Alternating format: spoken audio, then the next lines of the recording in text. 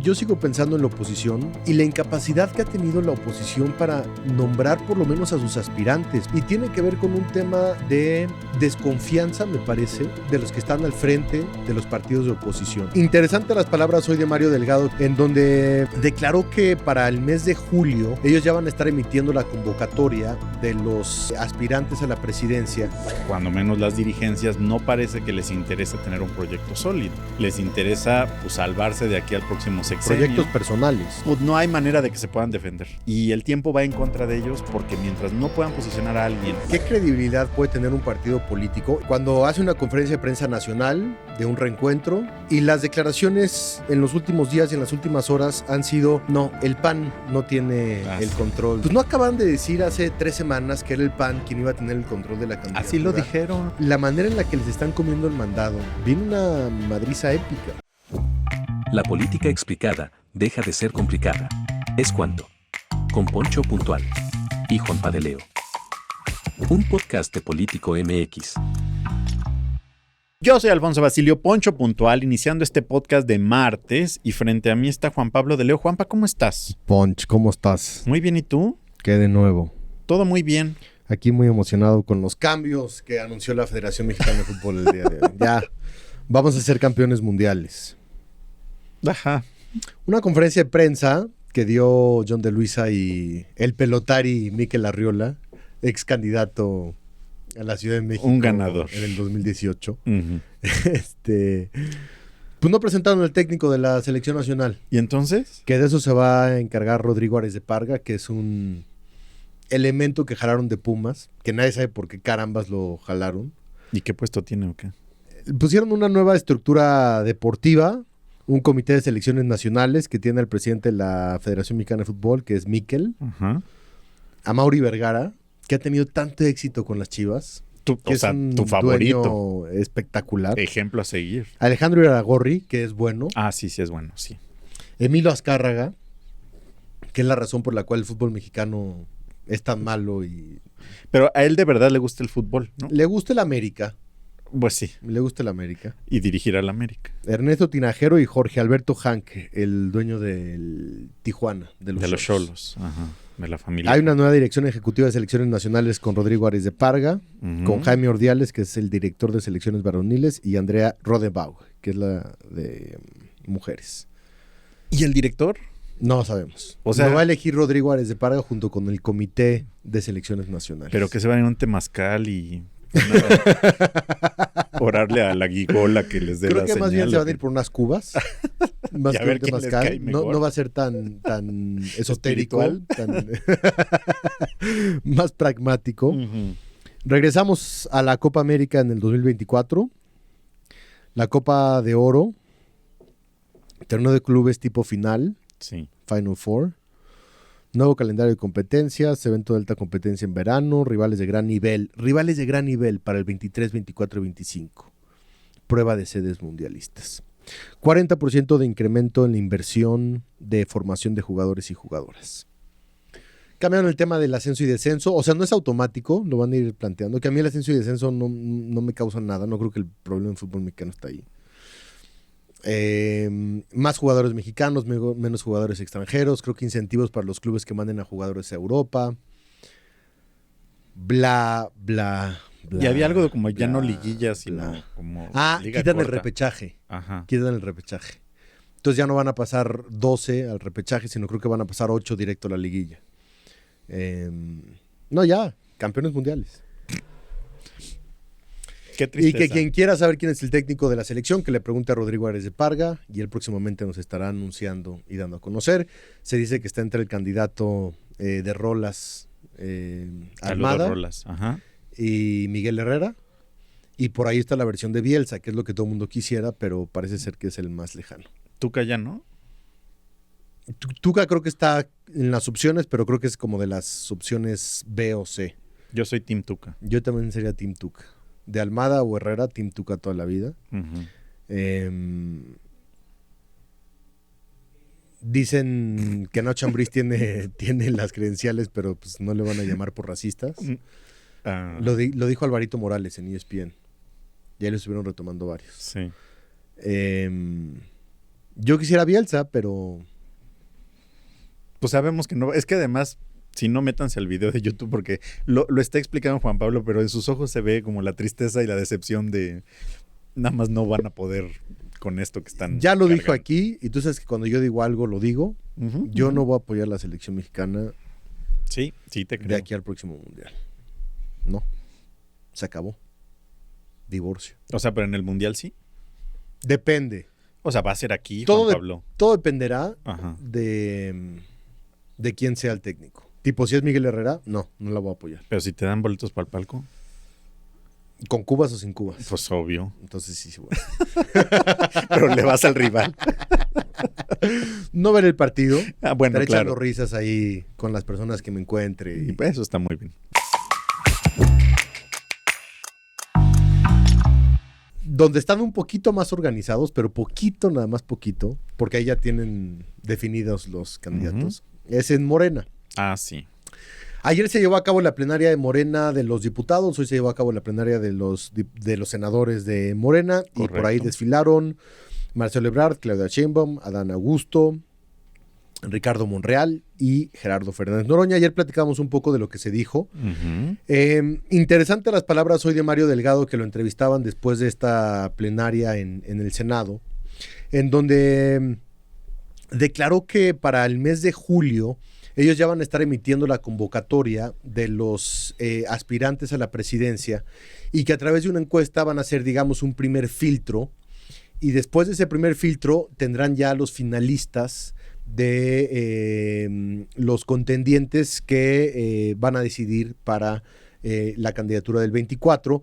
Decía que ellos han probado ya ese tipo de procedimiento y que les ha funcionado bien. Ricardo Mejía tendría una opinión diferente. Ajá, y varios. Pero la verdad es que fuera de Ricardo, en ese rompimiento público y abierto, pues todos han acatado de alguna manera, por las razones que tú quieras, los resultados. Ricardo Monreal insistía en el tema de las encuestas espejo y de cuántas encuestas iban a hacer. Hablaban de quizá una interna, 2 externas y 2 encuestas espejo en ese sentido. Y pues mientras eso sucede, yo sigo pensando en la oposición. Ahorita vamos a hablar del Power Ranking que publicamos, actualizamos el día de hoy a nivel presidencial. Y la incapacidad que ha tenido la oposición para nombrar por lo menos a sus aspirantes, para... Sí, o sea, tú puedes estar en el discurso y decir, es que se adelantó la sucesión, es que no debe de ser tan temprano, es que no nosotros tenemos prisa. estamos enfocados en lo nuestro, nosotros estamos gobernando, estamos trabajando. Pues no, brother, porque ya se te están adelantando de una manera clara. Las encuestas, por lo menos en la identificación de partidos de Morena que revisábamos ahorita previo a la grabación de este episodio, pues marcan una identificación de Morena brutal en comparación con el partido que se identifican con la oposición, que tienen a lo mucho el PAN 15, 10%, el PRI 8, 5%, el PRD 2%. Y mientras tienen esta exposición mediática, estamos hablando de los aspirantes de Morena, estamos hablando de los candidatos de Morena, estamos hablando de lo que dijo Claudia, de lo que dijo Marcelo, de lo que dijo Dan. En la oposición siguen sin definir por lo menos a quiénes van a ser los perfiles. Y tiene que ver con un tema de desconfianza, me parece, en las dirigencias de la oposición, en la ambición de los que están al frente de los partidos de oposición. Y yo creo que mucho, por ejemplo, lo que tiene que ver con Ricardo Monreal, que estuvo amagando, que empezamos todo el mundo, terminamos el año y empezamos el año preguntándonos qué iba a hacer, a dónde se iba a ir y si iba a romper o no. Tiene mucho que ver con esta falta de palabra de los líderes de oposición y con el pensamiento que habría tenido Ricardo Monreal de decir, oye, está bien, puedo romper con Morena, pero allá, ¿qué me garantizan? ¿Quién me garantiza? ¿Me garantizan? Y llegó a la conclusión de que hay una mucho mayor posibilidad, incluso con las nulas posibilidades que tienen en Morena, de asegurar su futuro político que hacerlo en la oposición. Entonces, sí, platiquemos de lo que se dijo ayer y de lo que se dijo hoy en la plenaria. Interesantes comentarios, interesantes aplausómetros, interesantes reencuentros entre Claudia y Ricardo Monreal, por ejemplo. Pero por otra parte es la manera en la que les están comiendo el mandado y en lo que están, y sí, la discusión del plan B y las marchas y la reforma y tal. A nivel electoral, por lo menos lo que están marcando hoy las encuestas en Ciudad de México, en presidencia, en diputados, viene una madriza épica. Épica. Estoy muy de acuerdo. Sí creo que pues las corcholatas, además de que tienen la identificación con el presidente y con el partido, la llevan de ganar porque son pocas y están ya muy bien definidas. Y habrá rupturas o a lo mejor habrá fisuras, ¿no? Creo que Monreal no está del todo convencido, seguirá haciendo ruido, pero se va a esperar hasta el final. Y yo ya no lo veo en un escenario de brincar al otro barco, sino pues buscar a negociar algo más. Será interesante ver cómo se desempeña ahora que salga esta convocatoria que anunció Mario Delgado. Y sí, o sea, lo triste, y lo hemos comentado varias veces, es que la oposición, creo que la manera como lo fraseabas es muy correcta. O sea, si tú volteas a ese lado de la playa, ¿no? Y están el PAN, PRI, PRD, para no poner nombres, ¿no? Pero ustedes saben quiénes son, ¿no? Y es como, pues, ¿me garantizas un acuerdo? Pues, no, ya rompiste como 3. No está garantizada la alianza ni siquiera. No. Con todo Porque y el la rompen evento... 3 meses y luego se recontentan y luego... Y habrá gente, ¿no? Amigos y amigas que nos dicen, no, es que así es la política, ustedes no... O sea, va a ver, ¿no? Entiendo que a veces hay traiciones, pero si no tienes solidez en tu proyecto, no tienes la manera de que los tuyos confíen y que se sumen a eso. ¿Qué credibilidad puede tener un partido político? Y partido político, ¿eh? Ajá. Cuando hace una conferencia de prensa nacional de un reencuentro, Sí. reencontentándose y reencontrándose y reamigándose, y las declaraciones en los últimos días y en las últimas horas han sido, no, el PAN no tiene el sí. control de la elección del 24.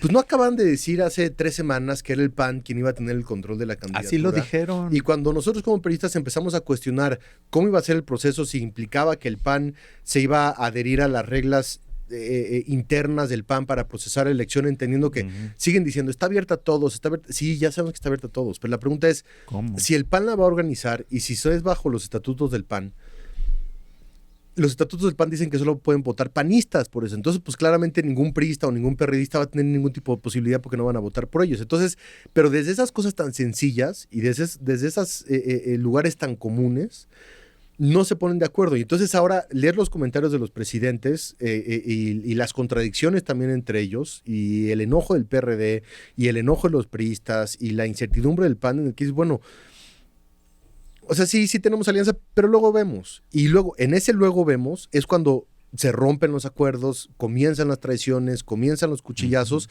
y termina cada uno por su parte. Es una falta de habilidad y una falta de sensibilidad y una falta de estrategia política que solamente le suma al partido en el poder.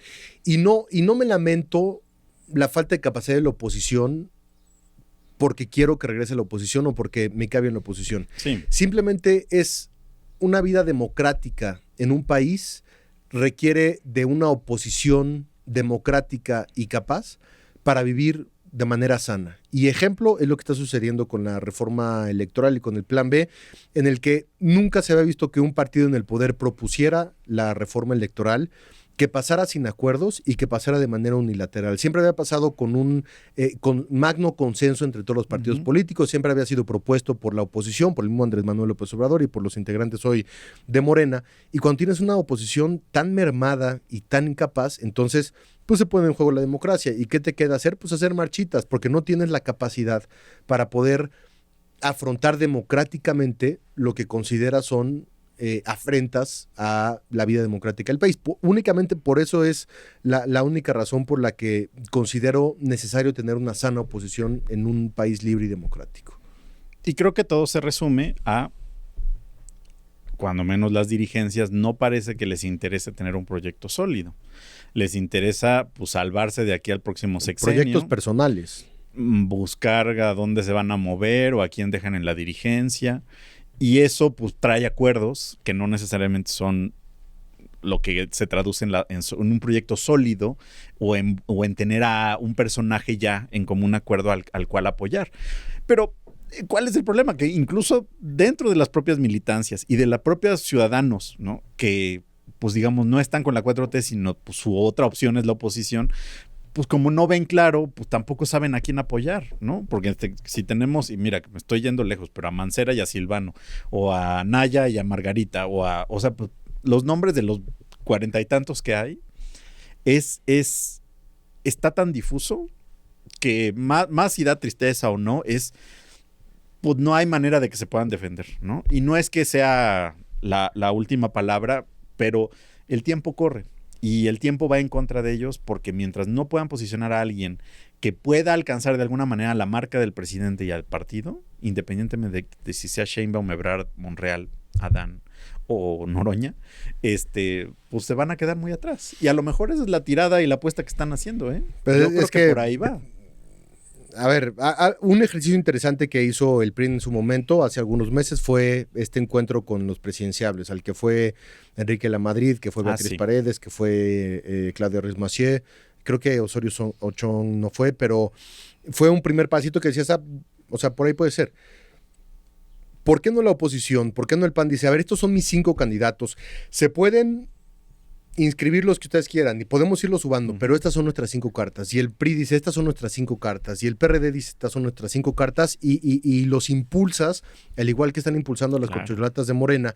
Entiendo que para algunos gobernadores puede ser difícil moverse, pero es parte del juego político también. No sé qué digas, Mauricio Vila, pues sí, si ahorita dice que quiere ser presidente, tiene una buena relación con el presidente López Obrador, Yucatán va muy bien, se pueden complicar. ¿Para qué elementos? ¿No? Pero bueno, si eres uno de los principales aspirantes, pues también de eso se trata la política y no tienes que ser confrontativo, simplemente tienes que moverte en ese sentido y teniendo el apoyo del partido político. Lo que pasa es lo que tú dices, están tan rotas las estructuras, los puentes y las alianzas dentro de los mismos partidos políticos, que si algún priista se quisiera lanzar diría, no, pues es que está Alito y Alito no es de mi grupo y Alito me va a chingar y entonces pues ¿para qué me meto? Y no se va a poder. Son los cotos de poder que mantienen, igual con Marco Cortés y el rompimiento que hay con un grupo del PAN, que sí tiene más gobernadores, que no sé, Curi, Vila, otra vez ellos tendrían mayor posibilidad, pero de verdad que es absolutamente desesperanzador en el sentido de la vida democrática que implica una oposición para un país, ver lo que está sucediendo, mientras que las primeras planas, las portadas, la cobertura, los discursos, las entrevistas y la conversación pública a nivel nacional se centra en los aspirantes de Morena, que estuvieron perfectamente bien cobijados por sus grupos parlamentarios y que pues, les fue muy bien. Y no hubo bocheos, ¿no? Al contrario, pues sí. O sea, ni cargadas. Hasta Monreal diciendo y reconociendo a Sheinbaum, ¿no? En esa foto que se veían súper incómodos. ¿Qué cara de felices tenían los dos? No, pues sí. Como cuando dices, ay, pues ya que acabe esto para ya irme. La verdad es que, pues, digamos, ustedes también que nos escuchan y que nos ven, díganos qué opinan, pero creo que es importante decirlo, no es que estemos apoyando a tal o cual lado, ¿no? Sino pues es más bien una descripción de, pues una democracia sana debería tener una oposición fuerte, por supuesto que también un partido gobernante fuerte, y aquí pues no vemos un lado que le esté echando las suficientes ganas, cuando podrían. Y ese es lo que brinca a partir de este análisis, porque tendrían todo para poder decidirlo. Yo diría que en un resumen de los aspirantes de Morena de ayer y hoy, Claudia se fue por el tema de la unidad y de la mujer y el tema de género. Monreal se fue por el tema del piso parejo y las dudas que hay respecto a la selección. Ebrard se fue por la parte de la experiencia de gobierno. Muy de él, sí. Muy de él. Noroña se fue por la libre. Dijo que se los iba a chingar. Y pues literalmente. Sí, ¿no?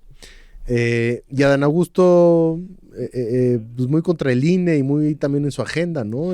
Muy similar a la agenda del presidente. Y que es la agenda de los militantes de Morena, ¿no? O sea, pues ¿cuál es el enemigo público número 1 en este momento? Pues lo del INE, ¿no? Y Lorenzo y Ciro, pues por ahí se fue, ¿no? Ciro Murayama, ¿no? Entonces, pues creo que es un buen resumen. Ustedes díganos qué piensan. Ciertamente habrá que ver, porque en las otras plenarias de los partidos que también las comentamos ayer, pues no pasó nada. Nada. Y entonces, pues por eso estamos hablando de esto, con todo gusto para ustedes, pero pues, a ver. O sea, que estuvieron los priistas apoyando a Alejandra del Moral. Esa fue la nota. O sea, se las dimos, ahí se las dejamos a su consideración. Entonces, A Power ver. Ranking. ¿Cómo salió la actualización del Power Ranking de hoy, 31 de enero? 31 de enero, martes, es la última actualización del Power Ranking presidencial. Recordemos que esto lo hacemos cada martes para la presidencia de la República. Medimos a todos los aspirantes presidenciables en este momento y vaya. Creo que la nota es que Claudia Sheinbaum retoma el primer lugar. Había estado 2 semanas abajo en segundo lugar y Marcelo había ocupado ese primer puesto, pero pues se recupera. Las encuestas le ayudan a Claudia. También obviamente su operación, pues lo del metro y todo lo que está pasando en la ciudad. Y pues en este momento, en esta actualización de esta semana, Claudia Sheinbaum retoma el primer lugar. Marcelo regresa a segundo. Adán Augusto López se queda en tercero, que él ha estado en segundo lugar en algunas semanas. En este momento no. Mauricio Vila se mantiene en cuarto. Luis Donaldo Colosio sube 8, que él también es un poco ambivalente en cuanto a sus posiciones dentro de este Power Ranking. A veces está hasta el 10, a veces ha salido del top 10, ahora se recupera y está en quinto lugar, es el segundo mejor posicionado de la oposición. Santiago Krill está en sexto lugar, baja 2 lugares, que había estado muy bien en las últimas 2 semanas, acercándose mucho a Dan Augusto y a Ebrard. Lili Telles sube 2, lo cual también es positivo para esta senadora que genera mucha expectativa en redes. Noroña baja 1, Ruiz Massieu baja 1, que está en noveno lugar, y Ricardo Monreal baja 4 y está en la filita, en el filo del top 10 en ese lugar. Sale Ricardo Anaya del top 10 por primera vez. Ricardo Anaya está perdiendo espacio ante el crecimiento que están teniendo otros panistas. Ya no es la única o la máxima figura panista que tenía el partido. Vila se ha posicionado bien, Lili se ha posicionado bien, Santiago Krill se ha posicionado bien. Beatriz Paredes sube unos escaños, 2 escaños, no le alcanza para el top 10, pero ahí está. Las 2 principales competidoras del PRI son mujeres, que me parece interesante. Y el hecho de que Claudia haya retomado el primer lugar y todo este manejo de crisis que ha tenido que estar haciendo el gobierno de la Ciudad de México, y revisar posteriormente cuál será el impacto, digamos, de mediano y largo plazo que tenga todo lo que está sucediendo en el metro, porque siguen sucediendo cosas. Pero contrario a ello, también la seguridad ha dejado de ser, digamos, un tema específico para el gobierno de la Ciudad de México. La inauguración de este espacio en Chapultepec, que ya poco a poco se va abriendo con la conexión entre las diferentes zonas del parque. Y lo que le ayudó en su momento a Marcelo, la cumbre trilateral. Es decir, mientras Marcelo tenga un buen foro en donde se puede desarrollar, tendrá una mayor visibilidad y por lo tanto un mayor éxito en el levantamiento de las encuestas, pero después de eso tampoco no ha tenido muchos foros en donde placearse, ¿no? Yo no creo que estas plenarias impacten mucho en esa intención de voto, son muy de círculo rojo. De acuerdo. Y no tienen un impacto muy importante en los discursos y demás, sino son más bien mensajes hacia el interior.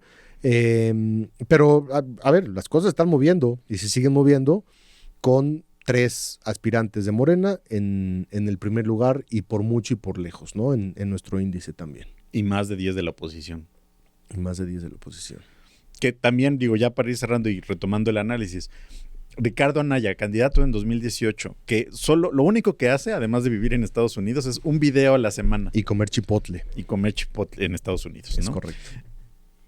Y se había mantenido en el top 10 porque la gente, solo recuerda la oposición a Ricardo Anaya, porque los otros apenas se están posicionando. Entonces, nada más es creo que un ejemplo de todo esto que estamos comentando respecto a la necesidad que tiene la oposición de ya pues posicionar de mejor manera a ciertos perfiles mucho más claros. Por ejemplo, la ventaja que tiene Vila es que tiene muy buena aceptación y muy buena calificación, pero muy poco conocimiento. De acuerdo. Contrario a lo que sucede con Lili, que tiene un amplio conocimiento, pero que tiene muchos negativos que le impactan en esa intención de voto.